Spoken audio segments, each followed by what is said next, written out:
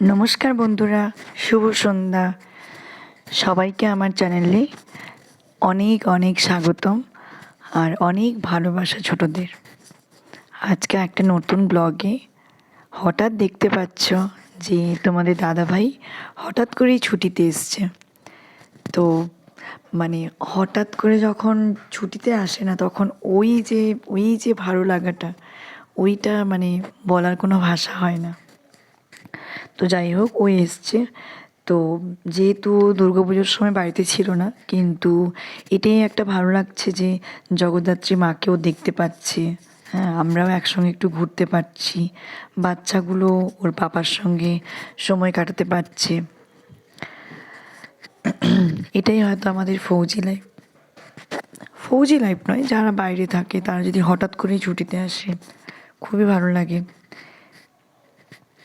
এই দেখো, ওর পাপার সঙ্গেও কোলে উঠে ঠাকুর দেখছে, আর আমি পিছনে আছি, ছেলেও আছে পাশে। আমাদের এইখানে এই এরিয়াতে জগদ্ধাত্রী পুজোটা খুবই বিখ্যাত, খুবই বড় করে হয়, অনেক দিন ধরে ধরে হয়।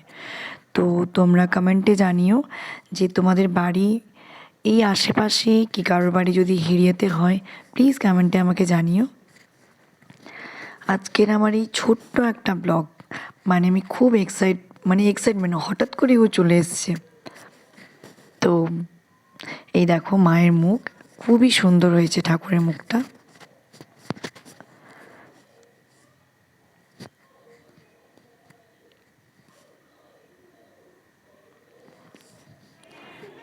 এই দেখো, ঝাড়বাতিটাও খুবই সুন্দর হয়েছে।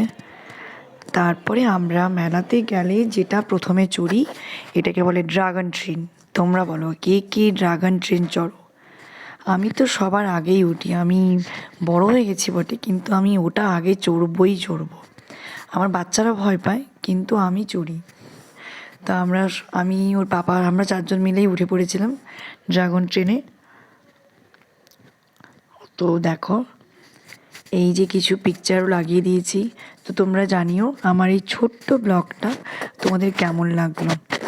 যদি কিছু ভুল হয়ে থাকে আমাকে প্লিজ কমেন্টে জানিও, আমি সেটা পরের ব্লগে শুধরে নেব। আমি তোমাদের কাছে নতুন, তো আমাকে একটু সাপোর্ট করো আর আমার চ্যানেলটাকে সাবস্ক্রাইব করে দিও। এই মায়ের মুখ দিয়ে আমি শেষ করলাম। সবাই ভালো থেকো।